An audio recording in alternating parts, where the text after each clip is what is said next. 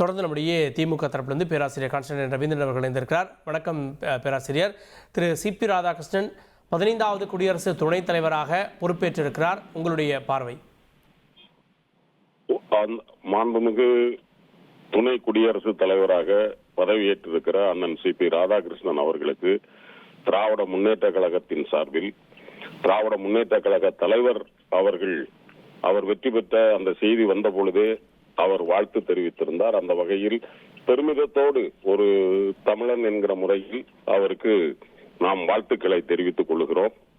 அது மட்டுமல்ல, அந்த வாழ்த்து செய்தியிலேயே மாண்புமிகு முதலமைச்சர் அவர்கள் சுட்டிக்காட்டியிருந்தார், ஜனநாயகத்தின் கடமையாற்றுவதற்கு மாநிலங்களவை தலைவர் பொறுப்பு உங்களுக்கு கிடைத்திருக்கிறது.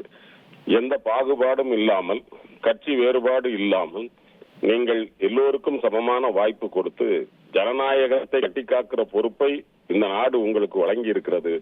அதை நீங்கள் கட்டிக்காத்து இந்த தமிழினத்திற்கு பெருமை சேர்க்க வேண்டும். ஒரு குடியரசு துணைத் தலைவர் என்கிறவர் இது போன்ற இக்கட்டான சூழ்நிலையில் இதற்கு முன்னால் பதவியேற்றதில்லை.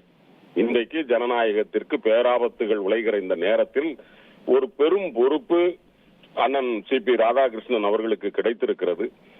நம்பிக்கையின் விடுவெளியை போல் நாம் அவரை எதிர்பார்க்கிறோம்.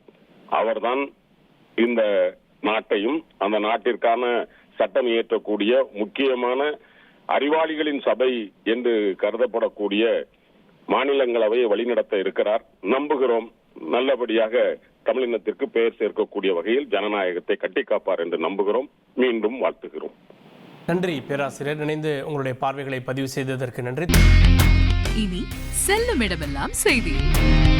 தந்தை டிவியின் வாட்ஸ்அப் சேனலை ஃபாலோ பண்ணினா செல்ல இருக்கும் இடமெல்லாம் செய்தி. இதோ QR கோட் இப்பவே ஸ்கேன் பண்ணுங்க, ஃபாலோ பண்ணுங்க.